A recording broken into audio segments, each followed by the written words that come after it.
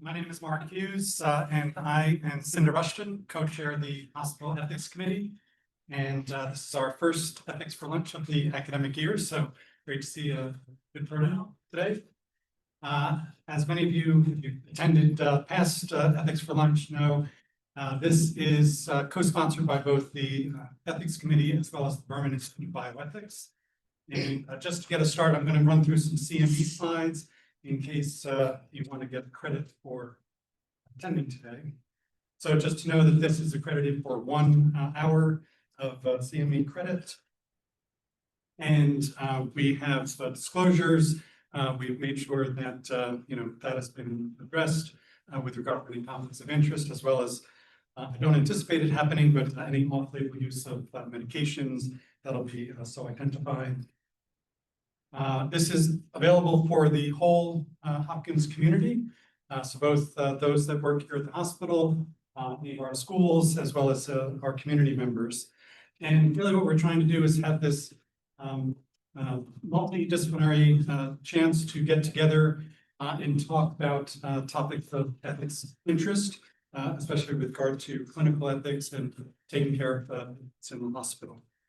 All those additional objectives are listed there. And for today, as I mentioned, nobody has any conflicts or financial conflicts of interest to be aware of. We'll get more into the actual presentation for today, but we're going to be talking about periviability and the outcomes of extremely premature infants, discussing maternal and neonatal considerations during premature labor, and exploring the societal and legal ramifications related to periviability. We generally like to have some sort of case as a jump off point for discussing the topic.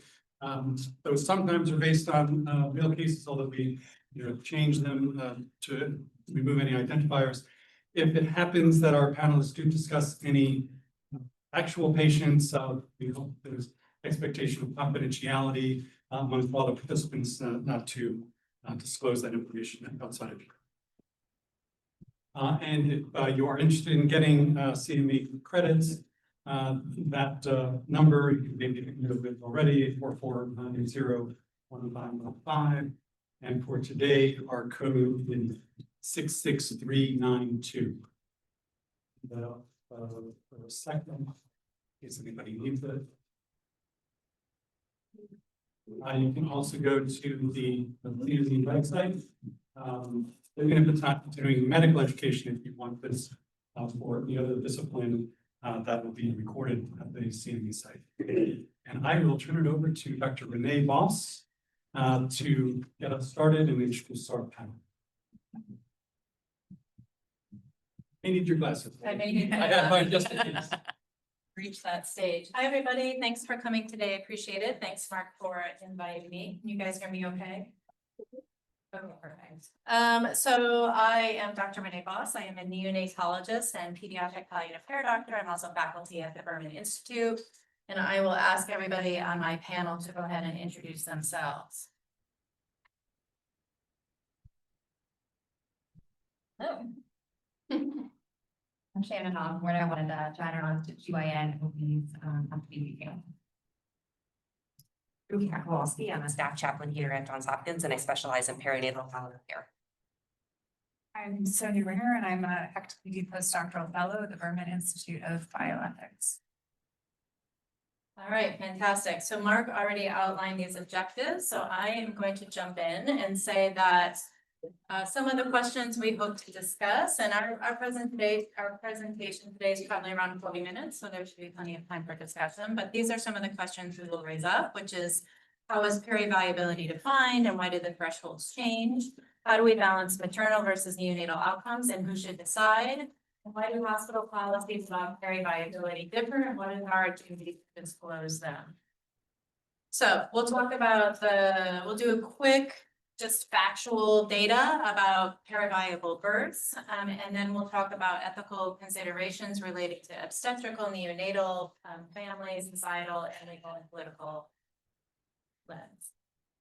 All right, so at the top, hopefully you can read, but I will read it for you. Periviability is defined as borderline viability due to prematurity and or other fetal conditions where there is a reasonable chance but not a high likelihood of survival. So that is the definition of periviable birth. When I read that definition, I start to sort of pick out keywords and think about what does that mean exactly? And so that's what I've done here. So what does prematurity mean?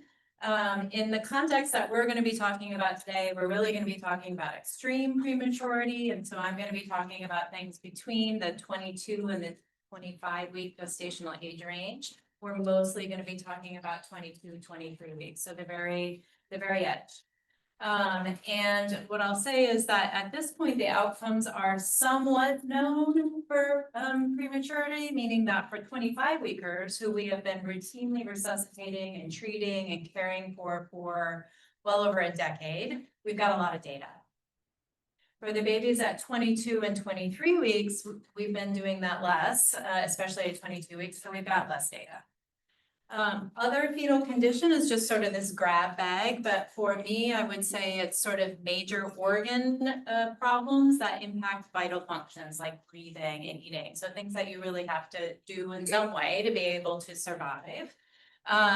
And often the outcomes are less known for these conditions because there's fewer of them. So it's rarer to have that than to have a premature birth. And so it's hard to study 100,000 babies who have a particular rare condition. And so we often know less as we play on prognosis. I look at the words reasonable chance, but not a high likelihood. I don't know what the heck that means. You and I can probably make very different, is 2% a reasonable chance? 10% a reasonable chance? Is 50% a reasonable chance? And not a high likelihood similar. And then survival, I do just want to point out that the data about prematurity, about newborns in general, really, treats survival differently. So the definitions may be different. So sometimes survival just means that they live at the time of delivery. So they leave the delivery room alive. Sometimes it means that they live through the first month of life. Many obstetrical and other sorts of outcomes are about either survival of birth or survival in the first month. But also, obviously, we care about survival much longer than 1 month of life for these children. Obviously, we care a lot about quality of life, and the survival data only sometimes include quality of life data. All right, so what's a quick upshot of the epidemiology of premature outcomes now? These data are from 2024, so a little bit prior to now. I think that the data were 2020 to 2023 maybe for this paper. So survival to discharge, meaning neonatal ICU discharge or hospital discharge among babies who are resuscitated. So this carves out the babies that are not resuscitated. At 25 weeks, the survival to discharge among those babies is 100%. But you can see that when we get down to 22 weeks, the survival is somewhere around 25%. I'm going to talk about that number a lot more. But survival without severe complications means of those babies, how many are going to survive? And in this study, it was up to 2 years. So this is just looking at 2-year outcomes without severe cognitive issues, blindness, deafness, inability to walk. So the number of who survive at 25 weeks without those is 41%. So 60% of the babies who survive at 25 weeks are going to have some sort of severe outcome. And you can see that only 6% of the babies born at 22 weeks are going to survive without severe outcomes.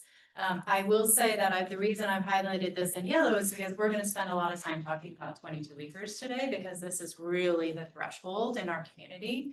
And I will say that there are data from other places like Japan. Japan has been routinely resuscitating 22 weekers, as well as babies with all sorts of severe conditions that are rarely resuscitated here in the US. Japan has been doing this for probably a decade.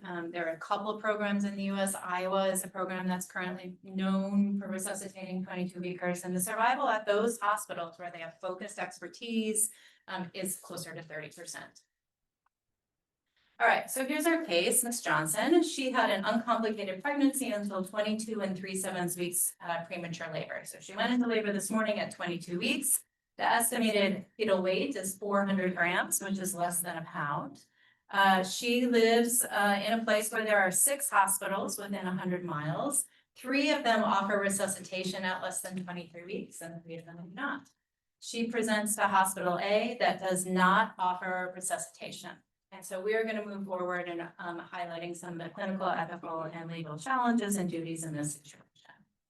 So, Shannon, would you like to take the next few slides? A few slides to chat with you all about some obstetrical considerations for mothers who are expected to give birth with a viability. So given the substantial potential risk for fetal morbidity and mortality and the uncertain clinical outcomes, we really want to be offering a full spectrum of care for these patients. So anything from a termination through measures to prolong pregnancy with the expectation for neonatal resuscitation, as well as comfort-based measures. So delivery of the fetus without opting for resuscitation. All right, forgot I'm this one. So I won't talk too much about these 2 options here, but I think it is very important for us to note the potential challenges from a legal and availability standpoint for termination or care-based measures. So both the legal implications that not every woman may have access to termination as an option, and not every institution may have providers who are trained and available to perform termination procedures like a dilation and evacuation. Similarly, with comfort-based measures, certain areas there may not be as easy as an option to not resuscitate a viable infant. Again, the availability of a perinatal palliative team. So today I'll focus a little bit more over the next few slides on pregnancy prolongation and resuscitation. So when we think about obstetrical interventions, there are a few low-risk intervention options. So this would be things like magnesium sulfate for fetal neuroprotection, corticosteroids for fetal low maturity, and latency antibiotics. Forward.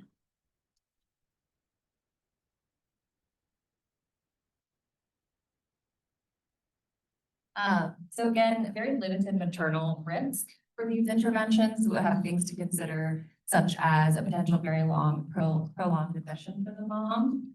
In consideration of timing for when we admit these patients. So if we say the limit of viability is going to be 22 weeks.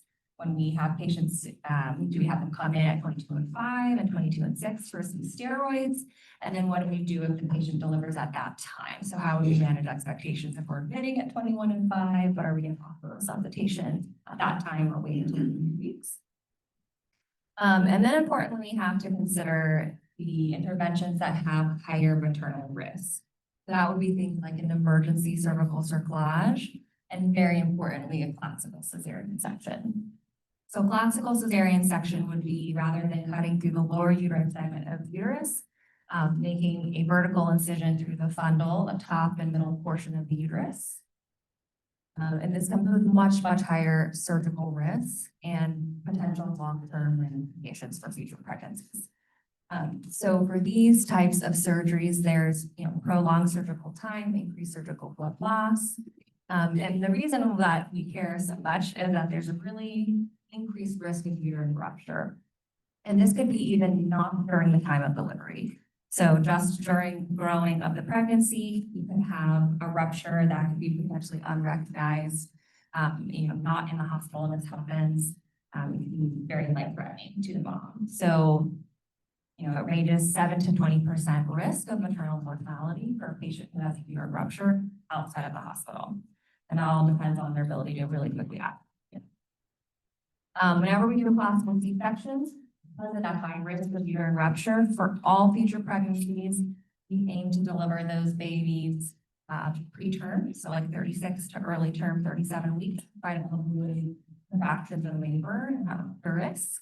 So every subsequent delivery would be committed to that earlier delivery and to delivery via C-section.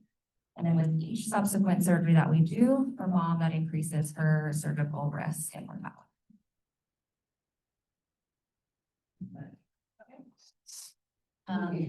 So the other challenge is that oftentimes preterm delivery will come with some obstetrical issue that puts mom at increased risk if we plan to prolong. That could be something like PPROM, where if we're electing to, continue to prolong pregnancy for a very long period of time, that time increases mom's risk of intra-ambulance infection. And then how we weigh the maternal and fetal interests. So they may not always align what's in the best interest of the mom versus the fetus.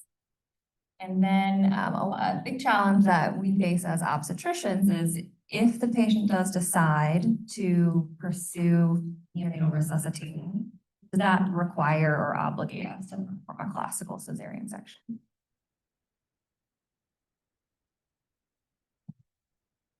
All right, so those are some of the obstetrical issues, and we'll touch on various issues and then we'll wrap it all back together and then we'll open it for discussion. So some of the unique neonatal considerations at 22 weeks is, one of them is that basically survival of the infant is 100% dependent on urgent decisions often made, and that, as I already discussed, there is a better chance of a good outcome if you're born at an institution that has been doing this for a lot of 22-weekers. So I think one of the challenges as our community and as our nation, because this is what has happened nationally, is that the cutoff has been about 23 weeks, and now we are clearly going to 22 weeks. In fact, we may have almost tipped over the edge of where it's no longer ethical to withhold resuscitation at 20 weeks because so many places are doing it. But my point a little bit being about the, babies born at institutions with more experience is that there's going to be a ramp up period. So at any institution that has not been resuscitating 22-weekers, goes to resuscitate, then there's going to be a ramp up period where we're not very good at it. Where we have to get that skill and those protocols in place to do a better job. So that raises a very interesting question about like how much do we have to disclose that to tell a family when they show up, oh, we've only done 3 babies like this, or we've only, we've done 100 babies like this. I will also say that it's not always possible for a mom to be transferred when she shows up to a hospital in premature labor. Sometimes she's too far along or there's other complications she has. And the risk of her getting in an ambulance and even going as far as from baby to here can be so much that really we can't do that. And so the mom has to stay at whichever hospital she showed up to, whichever, if she called 911, they're gonna bring her to the local place and that may be where she has to stay. The other thing is that if we're going to make this decision to move forward with baby 22-weeker, we really have to, as clinicians, act very quickly to prepare. And so, one of the issues for 22 weeks, so 400 grams. The throat of a 400-gram baby can often only accommodate about a 2.0 ET tube, endotracheal tube for intubation. A 2.0 endotracheal tube is like a coffee straw, right? It is super small. We don't use it normally. So we have to get the right equipment. We can't always fit all the things. IVs, sometimes even just the needles for IVs are too big to go in. And there are really unique approaches to resuscitation. One of the things that we're understanding more from places like Iowa and Japan is that 22-weekers are not just smaller 23-weekers. They really are physiologically different because they're being born, there's this very critical development that's happening between 20 and 25 weeks gestation in the womb. And that development at 22 weeks is, it's not just about the lungs, which are going to be profoundly sick. And at 22 weeks, it's actually about the skin. So the skin is very different between 22 and 23 weeks. It sloughs off, it is easily injured. And so like water loss, infection, pain, all of those things are very different at 22 weeks. And so we as a clinical team have to be quite agile and prepared to manage that. So I think it's a reality that infant discomfort is going to be increased when we are resuscitating babies who are going to be sicker, right? We know from data, even the Iowa data, where the survival is 30 to 50% in some situations at 22 weeks, that these babies are typically intubated closer to 2 months. So they spend 2 months on breathing machines, whereas a 25-weeker, there are some 25-weekers who actually aren't intubated at all. So it's a very big difference. I know these numbers sound very small, 25, 22, they're a really big difference. These babies are gonna get lots of procedures, lots of labs, they're all probably gonna have surgery, they're gonna get, all sorts of fancy things, but they're probably all gonna have surgeries, their skin problems. The best case scenario is that they're gonna be in the hospital for at least 4 months, and as I've already told you, they got greater than 90% chance of leaving with a severe disability of some kind. And then, the reality is at this point, we don't really know what the long-term prognosis is. We don't know what it's gonna be at 22 weeks, and as someone who's been doing this kind of counseling of families for almost 22 years, what I would say is super hard in the moment of chaos and emotional overload to think about long-term outcomes. What these families are thinking about in that moment is that they're about to lose their baby. That's what they're thinking about. And so the ability for us to counsel them about long-term outcomes and quality of life and like what it's going to mean for your family to potentially have a child who has profound medical needs for decades. All of that stuff is just really hard to process. Not to say that no one can process it. There are some families who actually amazingly remain kind of clear-headed in that and really do think that way. But most families are emotionally completely distraught.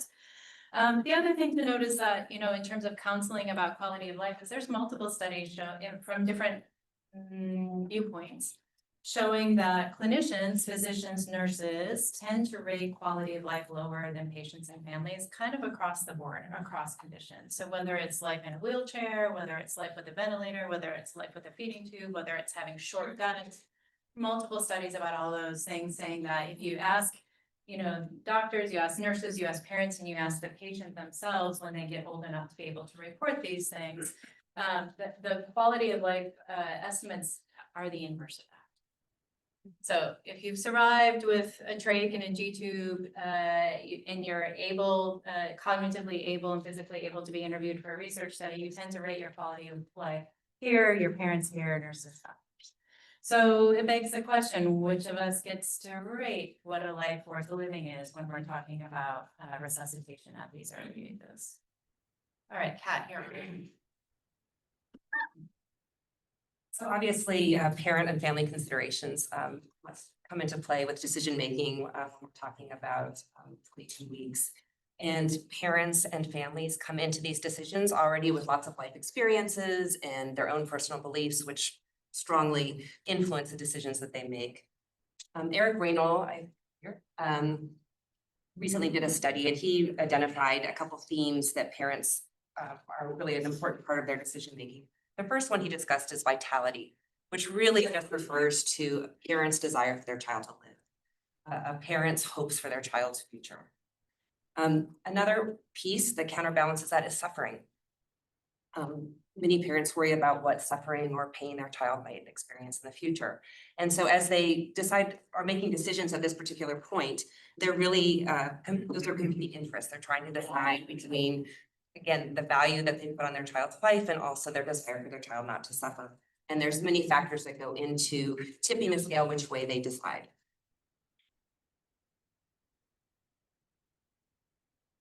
Some of the factors that move the fulcrum are their personal pregnancy journey. Is this their first pregnancy?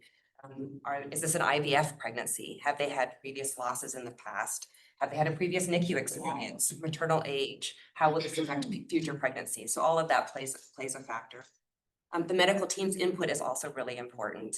As Renee discussed, different medical institutions have different policies and different approaches. And so is this particular practitioner who's talking to the family, are they focused on an optimistic view where they're focused on vitality, or are they really focused more on the risks and the pain and potential suffering that may come? That will have a huge impact on how parents make their decision. And of course, a practitioner's approach may be very influenced by the institution's culture, its policies, and also their own biases and communication styles. A family's past experiences also play an important role. Have they had a previous NICU experience? Was it with a really preterm baby, or perhaps their baby was born at 36 weeks and had a very short NICU stay? But it makes them think that they have an experience of what this will be like. Their medical literacy. Some families come and they really haven't had any experience with the medical institutions, or they come from a country where they don't have medical literacy. That can play a role. their experiences with disability. Perhaps the expectant parent grew up with a sibling who had severe disabilities, and that influences them one way or the other. Or perhaps they work with children with learning differences, and that affects what they think the future might be like.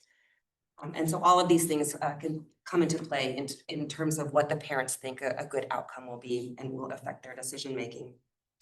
Religion obviously can play an important part. It really influences how families make meaning out of the decisions that they're making.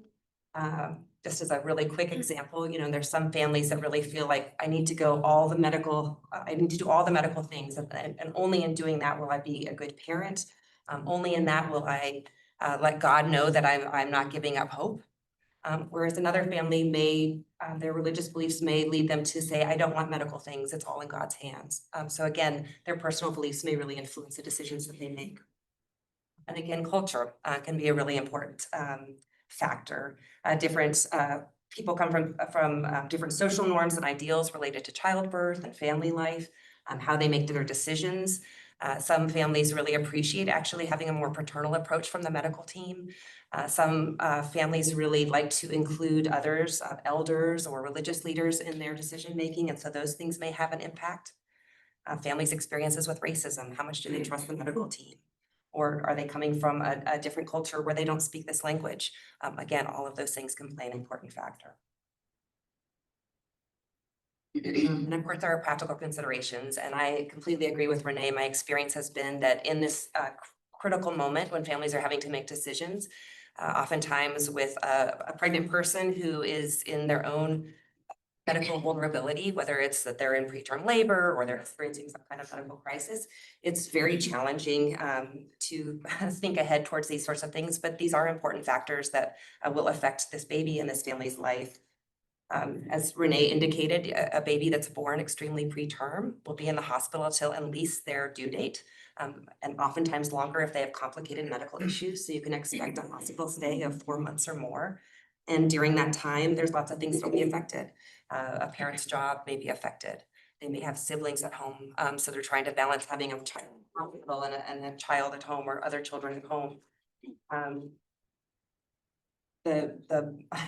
know all of my social worker friends here can really speak to this, the physical and mental toll that it can take to have a child in the hospital for an extended time can be quite extensive and take a toll on relationships between parents and then on the individual. And then just financially, if you can imagine having a child here for 4, 5, 6 months and gas to get to and from the hospital. All of you know our parking is quite expensive. All of these things add up and can really be a financial burden. And then of course, if the child goes on and has chronic medical needs, this also will play a role in how this family exists going forward. Many times, let's say a child needs a trach. One parent may need to quit their job in order to stay home full time to take care of this child. So all of these things, again, will significantly affect this child, these parents, this family moving forward. So things important to think about, but in that particular moment, oftentimes, parents don't have the capacity to think about them. And so since this is an ethics for lunch, there's a couple of things just to kind of keep in mind that are important to be thinking about. One of them is autonomy. For most of us as adults, we have the ability and the right to make decisions for our bodies and our own health care. And parents with some limitations generally have the rights to make decisions for their children. And in this particular situation, those things are so interwoven, it really becomes quite complicated. One of the things that I know we've kind of talked about with both the OB team wanting to talk to parents, expectant parents, the NICU team wanting to talk to expectant parents, is to give them all the information they need so that they can make an informed decision. But as you can tell, it's a very complicated situation. And so how do we know that they've been able to make an informed decision? Have they been able to think about all of these things moving forward? Is this pregnant person in a position to be making good decisions? So it really becomes quite a challenge. Ideally, what we were looking for is shared decision making. We want the medical team to be able to provide facts and information. We want the family to be able to come to the situation expressing their beliefs and their values so that a shared decision, a best decision can be made. But what if those two are in conflict? What happens then? Who else should be involved in this decision? Obviously, there might be another partner that's involved. How much should their decision play into this, the weight of their decision? there's lots of other people who may be responsible for this child moving forward. You know, perhaps this particular mom, her children are in foster care, and so this child will not necessarily be in her care. Who should be helping to make that decision? Surrogate, we have lots of surrogate pregnancies. Who gets to make the decision in that situation? Is it the pregnant person? Is it the person who will ultimately parent these children? All of those come into play when we think about shared decision making. And finally, best interest. Whose best interest? Are we talking about the pregnant person? Are we talking about the child? Are we talking about all of the people that may be affected by the decisions that are made? And because it is such a gray area, different people may have different ideas about what best interest actually means. Right, so Okay, I'm going to talk through some further philosophical considerations. So when we resuscitate extremely premature infants, some will predictably go on to have short lives in which they suffer. Others will go on to flourish, and there'll be a range of outcomes in between, and those outcomes are hard to predict. So one of the major ethical questions is going to be, how do we weigh the suffering of those who aren't going to survive against the benefit to those who are going to survive and have reasonably good lives? So I'm gonna sketch some considerations that come from the procreative bioethics literature. In particular, I'm gonna lay out a framework that Dr. Travis Reeder of the Berman Institute has argued for. And he says that we've made a mistake in conceptualizing resuscitating extremely premature infants as an act of rescue.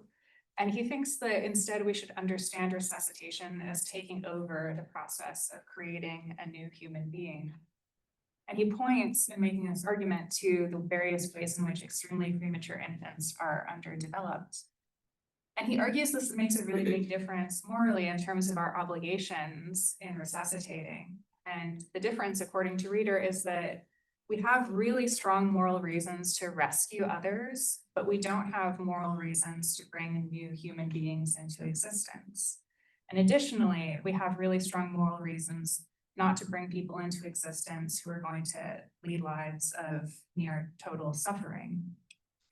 And Reeder also observes that we often have the intuition that what we owe others depends on developmental stage, not always, but sometimes. He suggests, for example, that given the choice between rescuing an embryo and a 2-month-old, we would rescue the 2-month-old. So for Travis, or Dr. Reeder, these considerations come together as a justification for a conservative approach in resuscitating extremely premature infants. He thinks we should weigh harms more heavily than potential benefits, and that we have stronger moral reasons when it comes to resuscitating older infants than extremely premature ones. Now, there have been a number of responses to Reeder's framework, and I'm going to briefly touch on them. So one response from Periviability has been to pick up this framework and argue that actually the framework, many elements of it apply to infants born at term 2. So the sort of reasoning that Reeder develops could give us reasons to be more conservative in resuscitating infants born at term. Relatedly, another thing that Hayden and Wilkinson argue for is that if Reeder is correct, that we don't have moral reasons to bring new human beings into existence, we don't have moral reasons to resuscitate extremely premature infants, then there's a bit of a question about the justifiability of resource allocation for extremely premature infants. Do we in fact justify the resources that go into resuscitation? But there's also been some pushback on the view. So for example, Hayward et al. Point out that we don't stop developing until long after birth. You know, our brains aren't fully developed into our 20s. So there's a concern about arbitrariness in characterizing the care for extremely premature infants as an act of creation where we wouldn't do that for older pediatric patients.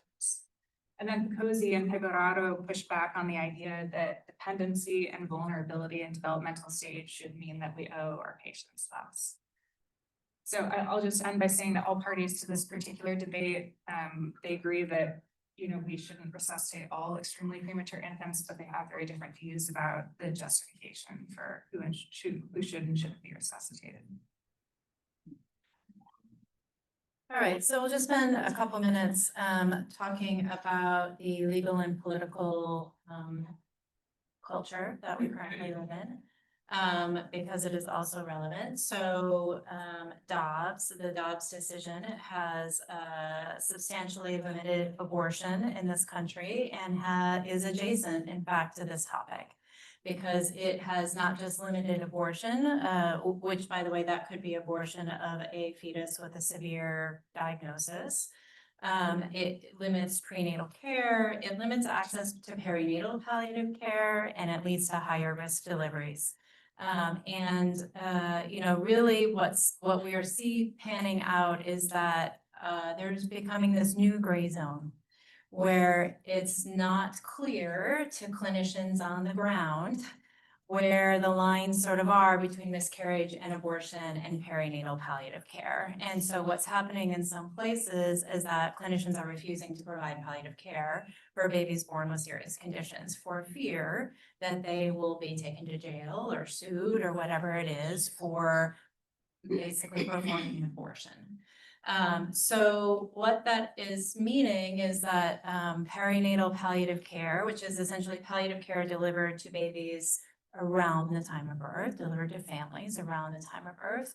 Perinatal palliative care is changing in this country. It's becoming concentrated in particular states, typically in states that are performing abortion.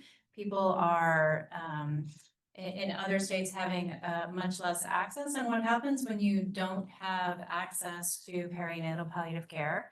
What happens when you are born at a hospital that requires resuscitation of any baby with any heart rate? That could mean a heart rate of 4 at a gestation at 20 weeks. Means that end of life experience is going to be super different for that baby and that family. It means the baby's not going to be given payments. The baby's not going to be given opiates. It means that the minutes to hour that the baby might have alive is not going to be spent in the parent's arms.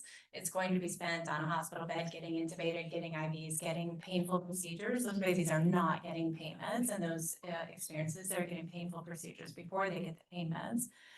It's bumping up the resource use. So hospitals are using, staff time, equipment, bed days, ICU bed for a baby, for 4.5 months for a baby who may or may not survive to discharge, and certainly more distress. And so we are anecdotally hearing the distress that's starting to bubble up in our community as we are becoming a community increasingly that resuscitates babies born at 22 weeks. These babies don't do well. A lot of them die. And a lot of those who survive are going to have many complications, and we are going to take care of them for many, many days. And we're going to have lots of stressful experiences with their families who are going to be going through very tumultuous times.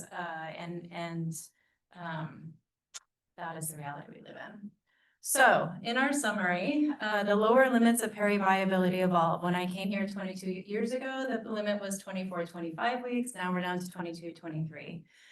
22 weeks is the current threshold. And what I mean by that is it's probably less, well, let me flip it. It's probably more than 50% of hospitals at this point that are resuscitating 22-weekers. But obviously not all of them. So if you are pregnant at 22 weeks in this community, you can go to a number of different hospitals and get different kind of care. And as you've heard from my colleagues here, there's a whole bunch of competing maternal, infant, family, social, legal, and political considerations. So some of the ongoing ethical challenges, and I'm happy to open the floor in a moment and we can discuss any that are interesting to you, is this idea of variable practice in the same geographical region. How much am I obligated to disclose that? This is hardly the only situation where we offer something at Hopkins that doesn't get offered at University of Maryland, or that we do something differently at Hopkins that's done differently at Maryland. Only sometimes is that stuff not really disclosed. So how much is our obligation to disclose it? I told you at the beginning that right now we just have evolving data at 22 weeks. So while there are many hospitals that are starting to do it, we don't have 10-year data on these babies. We don't have 20-year data on these babies. So we don't really know what the longer term outcomes are, but we do know that the more you do it, the better you get. So the more we resuscitate 22-weekers within probably a couple of years, my guess would be, that's my guesstimation. Within, I'd say 2 to 5 years, you reach a point where you've done enough of it that you start to plateau and you are doing as well at it as you can. The other ethical challenges are survival versus quality of life. We talk about that a lot in ethics for lunch, and so that should be familiar to many of you in other contexts, but it certainly is an issue here. As a number of us have described, the challenge of making these really urgent life and death decisions in the midst of emotional chaos, and whether anyone can truly have autonomy. Can anyone truly be informed? Can anybody truly be making an independent, well-reasoned through decision when they're in this situation? I don't know that autonomy, frankly, is even viable in this situation. Certainly there are questions about resources. How much resources are we willing to dedicate to patients who are going to have these really profound needs? And then obviously questions of disparity. So, where are the hospitals that are doing this versus not doing this in a city, and who has access to those, and which families are having access to the clinicians who have the better communication skills, and which families are having access to better social work services so that they can more easily come to the hospital and have less job disruption as their child. So all of these things are very real.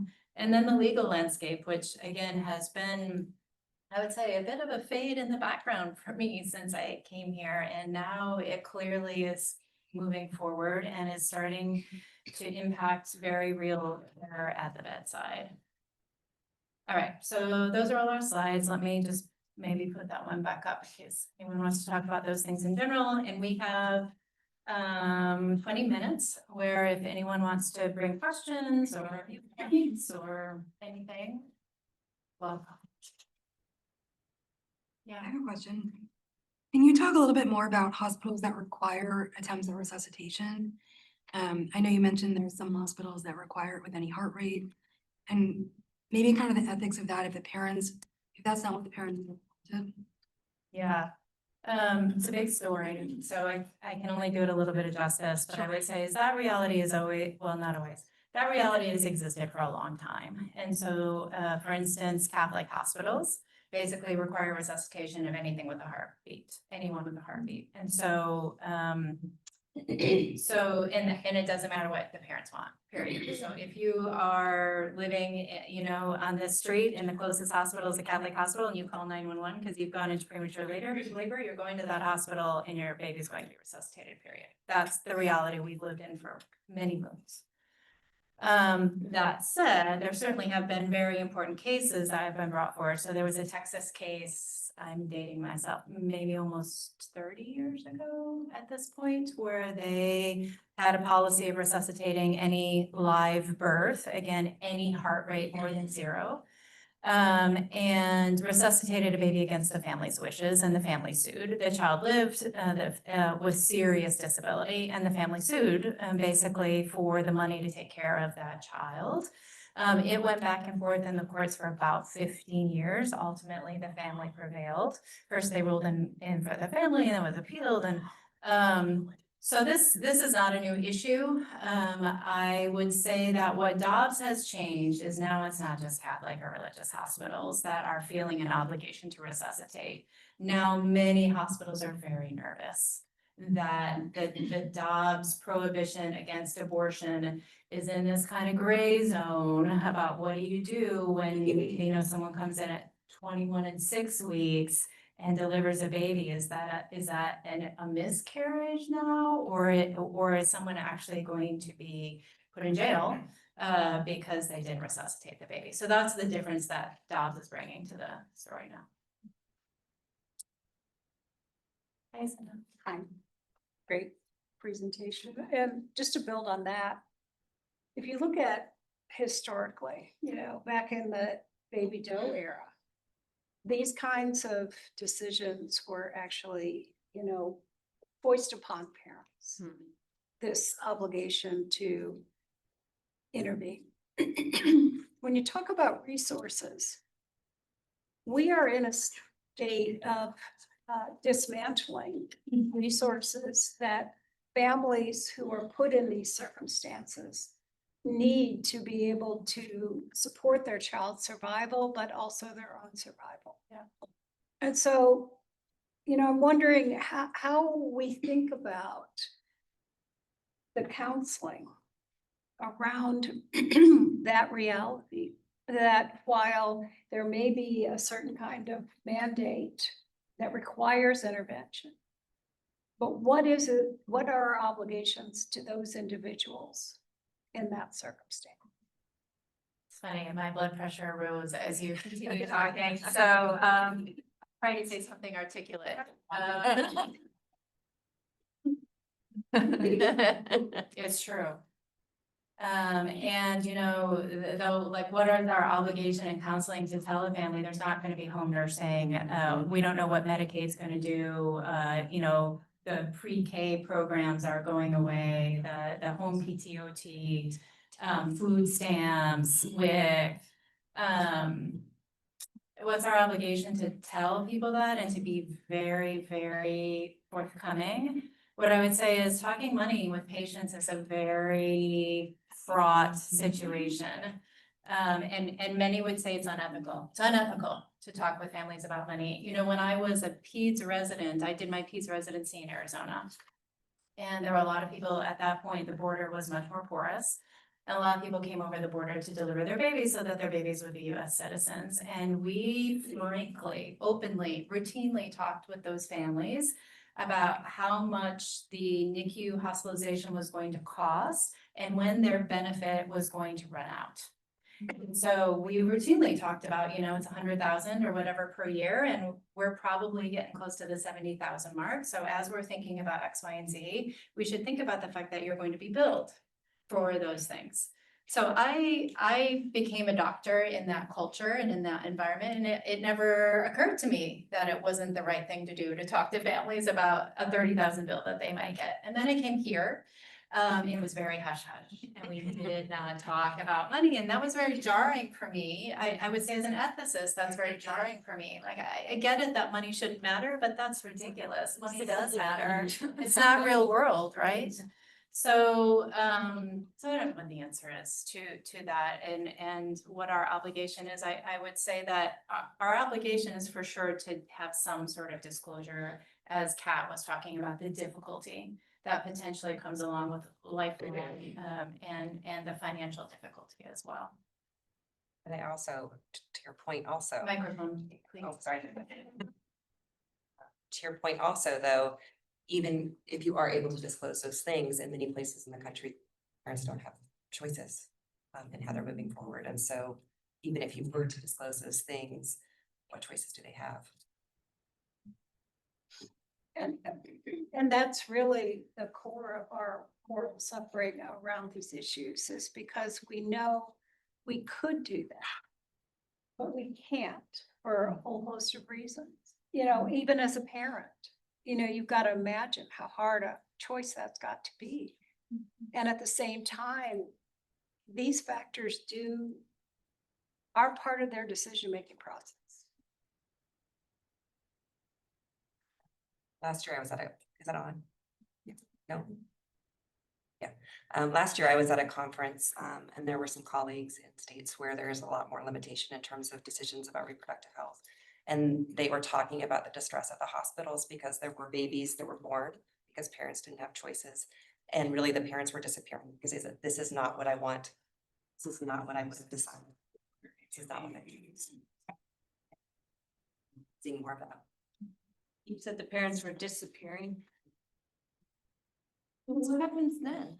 What have foster care? But the foster care. It's almost building off of what Cinda said, it's not almost like, could we do better? We should do better. Because what are we doing to people? Yeah. It's just horrific. Yeah. I think the, you know, I'm sure I don't need to show you that the challenge is just huge, right? Like who do you go after to do better? The home care companies, Medicaid, Johns Hopkins, like there's so many. These children need lifelong services in every way. Their families need lifelong services in every way. Even if the child dies, they need bereavement and grief services and, you know, next pregnancies. So, it's a complex story. I'm with you, but it is a complex story. Yeah, Lori. I think also, another ethical challenge and where the rub is, I see often is that we don't agree with what the parents wish. and they can feel it and we can feel it, and then that becomes morally distressing Yeah. in a big way in the unit. So how much of what we are bringing into the room is there? Yeah. I certainly have experienced every place on that spectrum. You know, I've been the one who said we never should have done this, and I've been the one that says I can't believe we didn't do that. And so I have some humility about my own values and morals and how situational they can be, how important context is. And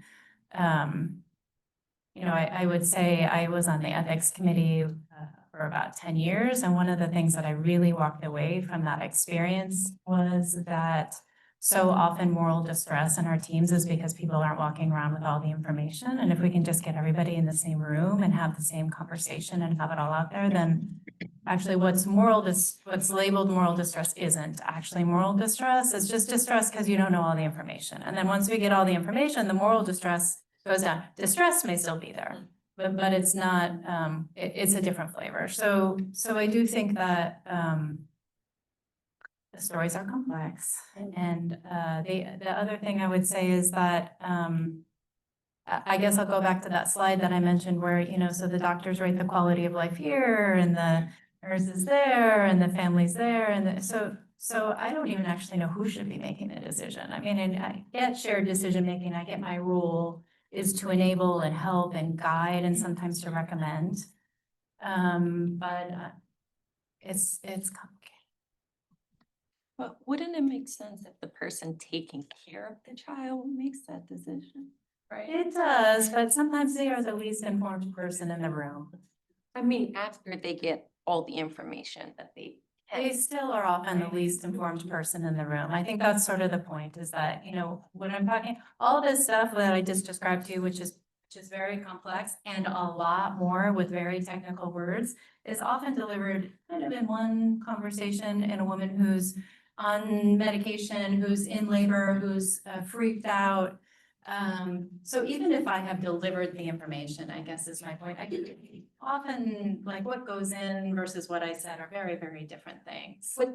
if the father or the other parent is there, is their word, does it weigh anything? Oh, yeah, for sure. The other parent or whoever the other caregivers, meaningful care, you know, caregivers, decision makers in the room. We welcome anyone into that space who does.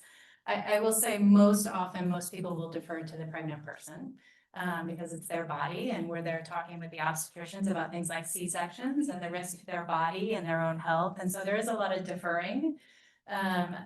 As well as just, it's really just as complicated for those people too. So I'm with you, and I'll tell you that the reality of what happens is exactly what you said. So what you said is really actually what happens, which is whatever the parents say is what we end up doing. That's the truth of what we mostly do.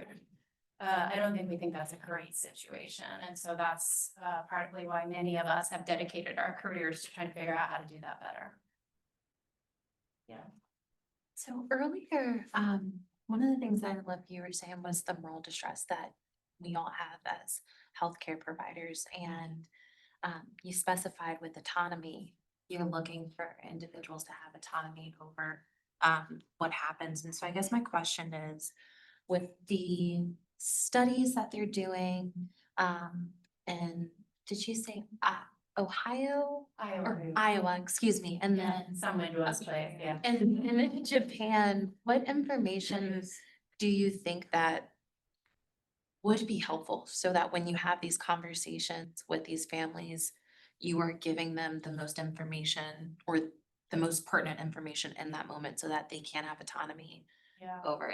Do you feel like that, do you have that information now or what? And I don't ask for you to speak for all of health professions, but what information do you seek that you would be able to lower your distress? Yeah, it's an important question. I think that what we've had at our institution, we used to have more than now, is that we used to give families national data and we would give them local data. So we would say the outcomes at 23 weeks are this nationally. If you look at 20,000 babies, our outcomes here, we've resuscitated 200 babies at this age, and these are the outcomes. So one option is that we say, if you were delivering in Iowa or Japan, in the very best case scenario we could imagine for survival, this would be the outcome. In Baltimore, this is the experience we have, and this is the likely outcome. And part of the reason that I think is helpful frame is that, you know, all these families are on social media, so they may be, you know, in their room Googling exactly what you're saying, and so they'll find the Iowa story. Baby survives at 21 weeks and, you know, 47 grams or something like that. They're like, look, it can really happen. And so part of the goal I would have of presenting the data that way would be to sort of try to prevent and overcome some of that, right? But the reality is right now, we're doing something new for 22 weekers. Everywhere in this country, we're doing something new. And so we just really don't know what the outcomes are. As Kat has said, as really all three of us has said, whether families can sort of process that and make informed decisions about that is a bit of a different deal. Let me just look at the time. Are we okay? Yes, you got 5 minutes. Yeah, just one question. So looking at with the information that you provided, has there been any baby, more than any of these scenarios that you had, been followed? And if they were followed, how long do they follow to determine the success to help you all gather the information that you're trying to get? Yeah. So the Japanese have been resuscitating 22 weekers for more than a decade. So I would say that the longest outcome data that we have is probably 10, maybe 15 years, something like that. A small number of babies, 10 to 15 years. So there you go. So, and that brings us to the question of, well, how long of a life is a reasonable life for this investment? You know, is it a month? Is it 2 years? Is it 10 years? I mean, you and I have been in situations where that's very much what we're all thinking is, okay, we think that a child with this condition is only likely to, at best case, survive 2 years. What is it reasonable to try to do in that situation? Yeah. I think, I don't expect you to have an answer to this question, but I think one of the things, the challenges that I'm seeing is how much time is it reasonable to expect for a pregnant person and their family to make this type of decision versus how much time do they actually have? Dr. Osborne has some feelings on the unfortunate reality is that there is oftentimes not a lot of time. And I think a personal struggle as an obstetrician is that I don't feel like I have, you know, obviously I want you to come and provide some of this information as well. And sometimes it is very truly like right now the patient is coming in and they are delivering and I don't have, you know, the ability to give them all of the information that I wish we could. And, you know, it's unfortunate, I think probably, you know, at least 50% of the time that we don't really have the ability to sit down and have this full conversation. And I think each specialty kind of brings something different to the table in informing the patient.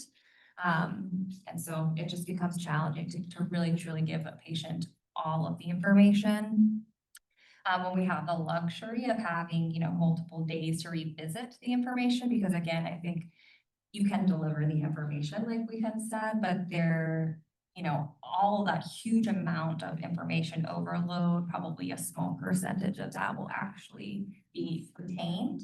And revisiting that multiple times would really be the best way to have that conversation. But unfortunately, a lot of the times we don't have that luxury. Can I ask, when you have had that opportunity where there's been a couple of days, how often does their decision change from what their initial response is? So I don't know if maybe Renee, you have any stories from the past, but That's a good question. yeah, I think it's a little bit challenging too, because we're always changing providers, so it may not end up being like you kind of see that patient the whole way through, but I don't know, that would be interesting. Yeah, that's a good question.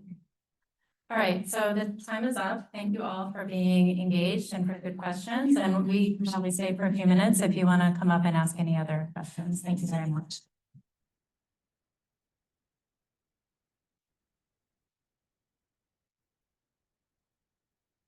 Well, this is so short.